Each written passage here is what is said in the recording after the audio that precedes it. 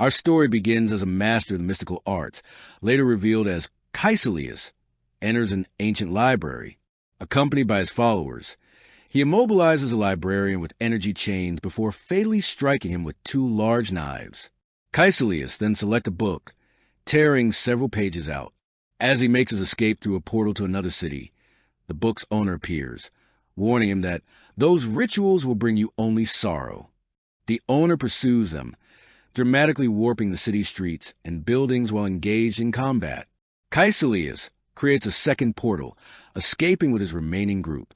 Meanwhile, in New York City, the brilliant surgeon Stephen Strange is conducting a delicate brain operation at a general hospital. Upon completion, Dr. Christine Palmer rushes in with an X-ray of a patient who has a bullet lodged in his brain. Initially, Strange dismisses the patient as lost, but after some encouraging words from Christine, he agrees to operate. He swiftly performs a manual extraction with forceps, demonstrating his incredible manual dexterity. That evening, Dr. Strange is speeding to a dinner held in his honor, talking on the phone with his assistant. He's involved in a devastating car accident, resulting in his hands slamming into the dashboard. Hours later, Dr. Strange wakes up in the hospital to find Christine, who informs him that the damage to his hands is irreversible. He can no longer work as a neurosurgeon. Over the next few days, Dr. Strange desperately tries various techniques to heal his hands, exhausting a substantial fortune on experimental procedures. Each failure makes him more resentful and bitter. During one treatment, the doctor mentions a man who was paralyzed but was recently seen walking again. Dr. Strange is skeptical and demands to see his file. The following day, Dr. Strange confronts another neurosurgeon, asking for help, but is refused. Christine arrives and tries to comfort him, telling him this isn't the end and that other things could give his life meaning. But he is consumed by self-pity and ends their relationship. After getting the paralyzed man's file, Dr. Strange tracks him down and finds him playing basketball.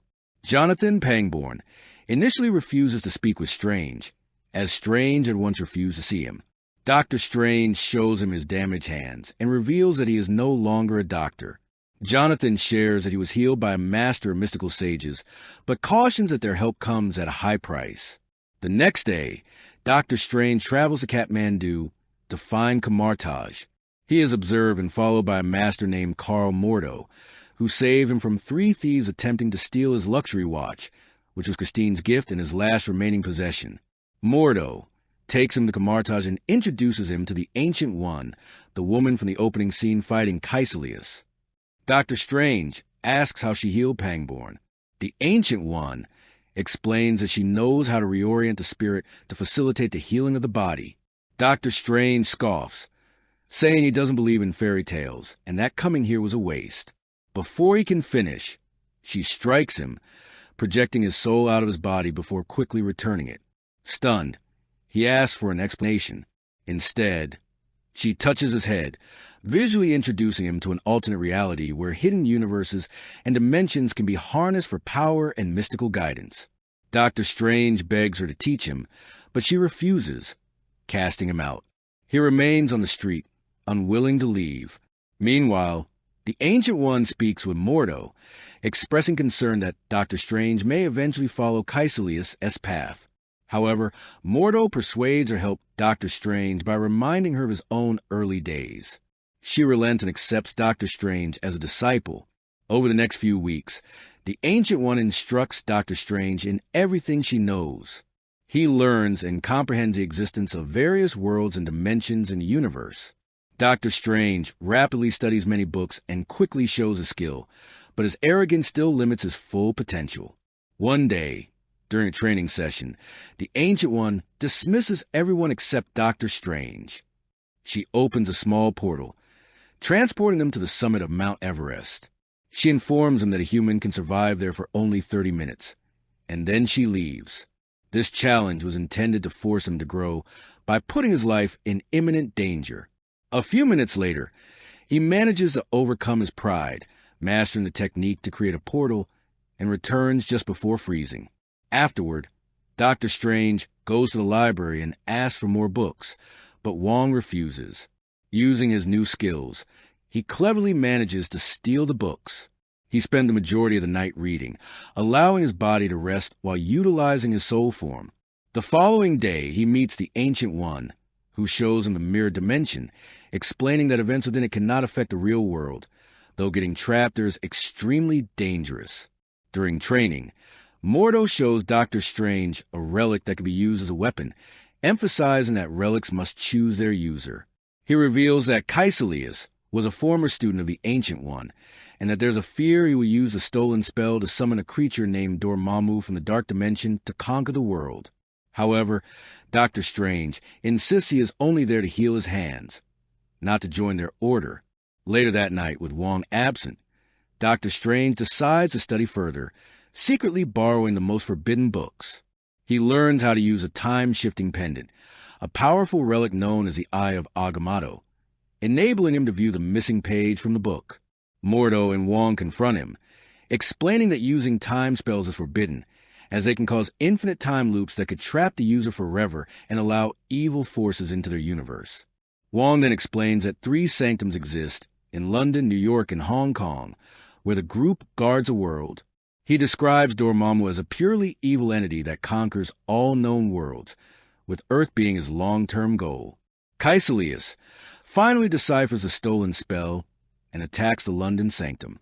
The energy backlash from the London Sanctum throws Doctor Strange through a doorway and into the New York Sanctum. The building is empty, and as he explores, he sees various artifacts. He notices a burgundy cloak in a glass case that moves as he looks at it. At the end of the corridor, he finds 3 glass doors that serve as gateways to other places. Their destination change by turning a dial next to each. Kaecilius and his zealots then attack the New York Sanctum. Doctor Strange engages them, successfully dispatching 2 zealots using the gateways and the burgundy cloak, a relic that seems to have a will of its own. The cloak of levitation, helps him subdue the 3rd zealot and restrain Kaecilius in an antique binding rack. Doctor Strange and Kaecilius discuss the Ancient One's immortality, with Kaecilius claiming she achieved her long life by drawing power from the Dark Dimension. Doctor Strange momentarily drops his guard, allowing the 3rd zealot to revive and stab him. He manages to open a gate into a hospital closet, where Christine works.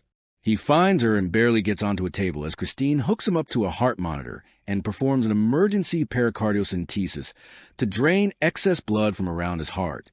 Simultaneously, Doctor Strange separates his astral body and continues to fight the zealot, a fight Christine can't see, though she senses a struggle.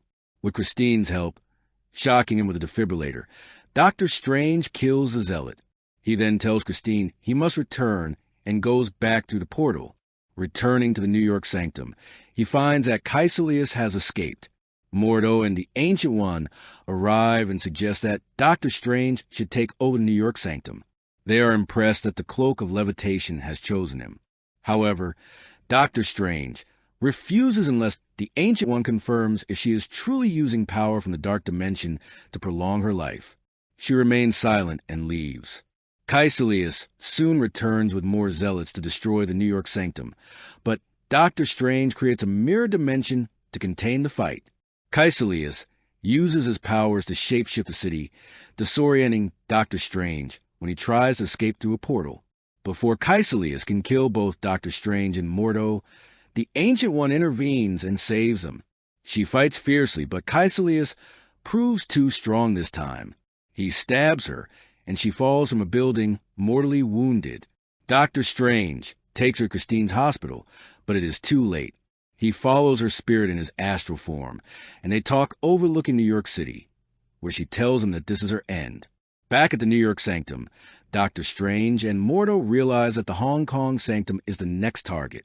They use a portal to travel there, only to find that the Hong Kong Sanctum has fallen, Wong has been killed, and Dormammu's Dark Dimension is expanding from the Sanctum's location. Doctor Strange uses the Eye of Agamotto to begin reversing the process, but Kaecilius recovers and stuns Doctor Strange, stopping the reversal before completion. Doctor Strange then comes up with a plan and flies into the heart of Dormammu's Dark Dimension. He confronts Dormammu and creates an infinite time loop, Dormammu kills Doctor Strange repeatedly and in various ways, but each time Doctor Strange dies, time resets the beginning of the confrontation. Dormammu is enraged, but finally agrees to leave Earth alone in exchange for Doctor Strange stopping the time loop. Back on the street, Doctor Strange sends Kaecilius and his crew into the Dark Dimension just before it vanishes.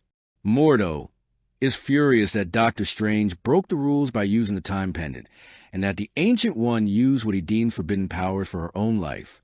He decides to retire from the group and departs.